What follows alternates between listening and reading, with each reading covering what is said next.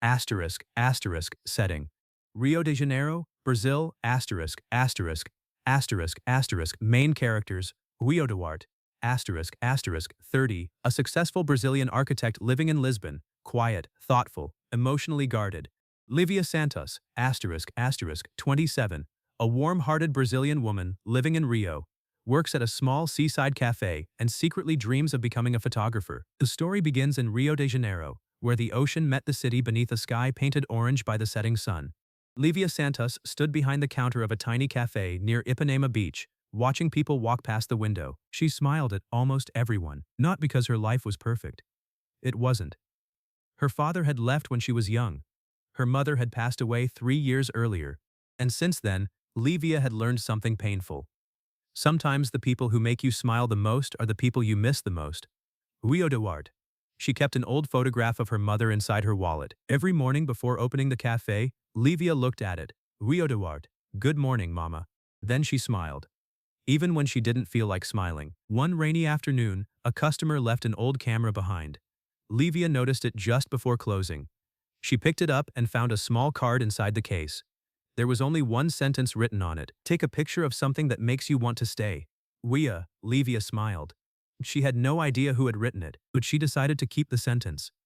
That night she took a picture of Rio from her apartment window. The lights, the ocean, the rain, and, reflected faintly in the glass, her own smile. She uploaded the photograph to an online photography community. She didn't expect anyone to notice, but someone did. His name was Gabriel Duarte. Gabriel was living thousands of miles away in Lisbon. He was successful. He had a beautiful apartment, a respected career, a comfortable life. Said alone, and absolutely no reason to feel lonely. Yet he did. Every evening, he returned to an empty apartment. No family waiting, no close friends. No one asking how his day had been. Gabriel had become good at living without needing anyone. Then he saw Lívia's photograph. He stared at it for a long time, not because it was technically perfect. It wasn't. The lighting was imperfect. The focus wasn't sharp. But there was something about the way she smiled through the reflection. It felt honest. Gabriel read her caption. Sometimes you don't photograph what you have. You photograph what you're afraid to lose. Those words stayed with him. He commented. Gabrea. Then, that's beautiful. Lívia replied. Lívia, then, gun. I almost deleted the picture. Gabriel smiled. Gabrea. Then, gun. Glad you didn't. That was how they met. Not at a party, not at an airport, not in some perfect movie scene. Just two strangers talking beneath a photograph. At first they spoke occasionally. Then every day. They talked about photography, music, travel, food, their childhoods, their fears, their dreams. Lívia discovered that Gabriel loved old buildings. Gabriel discovered that Lívia collected postcards from places she'd never visited. One night she asked him, Lívia, if you could wake up anywhere tomorrow, where would you go? Gabriel thought for a moment. Gabrea. Somewhere I don't know anyone. Lívia laughed. Lívia laughed. That's a strange answer. Gabriel laughed. Maybe I just want a place where nobody expects anything from me. She became quiet, then typed. Lívia. Maybe you don't need a new place. Maybe you just need the right person. Gabriel read the message several times. He didn't reply immediately, because something about it frightened him. He was beginning to care. Months passed. Their conversations became part of their daily lives. Lívia would send him pictures of the sunrise. Gabriel would send her pictures of Lisbon's old streets. She would complain about customers who ordered coffee and then spent an hour taking pictures of it.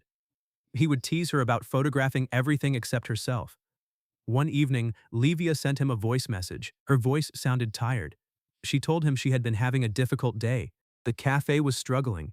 Her apartment needed repairs, and she had just learned that her mother's old photography equipment might have to be sold to cover the bills. Gabriel listened to the message twice, then called her. Gabriel. Don't sell the camera. Lívia, I don't have a choice. Gabriel. Don't sell the camera. Lívia. She didn't know he could buy the camera without noticing the cost. But he also knew she would never accept his help if she knew. So he said, Asterisk, asterisk, Gabriel, asterisk, asterisk. Then find another choice. Lívia smiled. Lívia, moing. You're annoying. Asterisk, asterisk, Gabriel, asterisk, asterisk. I've been told that. She laughed. That laugh became Gabriel's favorite sound. One evening, during a video call, Gabriel noticed something. Lívia wasn't smiling. Asterisk, asterisk, Gabriel, asterisk, asterisk. What's wrong? Nothing. Asterisk, asterisk, Gabriel, asterisk, asterisk. What's wrong? Nothing. Lívia selb, amentes. You always say nothing when something is wrong. She looked away. Moing, my birthday is tomorrow. Gabriel smiled. Asterisk, asterisk, Gabriel, asterisk, asterisk. That's why you're sad? She shook her head. Lívia, my mother always used to say birthdays should be loud. Her voice became softer. She would make too much food, invite neighbors, put music on. She wiped away a tear. Now birthdays are just quiet. Gabriel didn't know what to say, so he asked. Asterisk, asterisk, Gabriel, asterisk, asterisk. What would make you smile tomorrow? Lívia laughed softly. That's impossible. Asterisk, asterisk, Gabriel, asterisk, asterisk. What would make you smile tomorrow? Lívia laughed softly. That's impossible. Asterisk, asterisk, Gabriel, asterisk, asterisk. Try me, she thought. Lívia, if someone appeared at my door with chocolate cake. Gabriel smiled. Asterisk, asterisk, Gabriel, asterisk, asterisk. That's it? Vile, hummed, Lívia, and flowers. Vile, asterisk, asterisk, Gabriel, asterisk, asterisk. Anything else? She jokingly replied. Vile, maybe if they crossed the entire world just to say happy birthday. They both laughed. Neither knew how serious Gabriel was about to take those words. The next morning, Gabriel canceled every meeting. He booked the earliest flight from Lisbon to Rio. He packed one small suitcase. And before leaving his apartment, he looked at the photograph of Lívia on his phone. He whispered, asterisk, asterisk, Gabriel, asterisk, asterisk, just once. He wasn't going to tell her. He wanted to see her reaction. He wanted to see that smile. The journey took hours. Planes, airports, delays, exhaustion, but Gabriel didn't care. He kept thinking about one thing. Her smile. Meanwhile, Lívia woke up expecting another ordinary birthday. She opened her cafe, served coffee, smiled at customers, pretended everything was fine. At noon, her best friend arrived with a small cake. VIL, asterisk, asterisk, friend, asterisk, asterisk. Don't complain, it's homemade. VIL laughed. VIL, it looks dangerous. They hugged. But later, when everyone left, Lívia sat alone inside the cafe. She looked at her mother's photograph. I wish you were here. A tear rolled down her cheek. Then the cafe door opened. She didn't look up. Sorry, we're closing. A familiar voice answered. Asterisk, asterisk, Gabriel, asterisk, asterisk. I know. Viva froze. She slowly raised her head. Gabriel stood in the doorway, holding flowers and a chocolate cake. For several seconds, neither of them moved. Lívia's eyes widened. What are you doing here? Gabriel smiled. Asterisk, asterisk, Gabriel, asterisk, asterisk. You said you wanted someone to cross the world. She stared at him. VIL, you actually came? Asterisk, asterisk, Gabriel, asterisk, asterisk. You said you wanted someone to cross the world. She stared at him. VIL, but he had no idea that the hardest part of the journey had not even begun.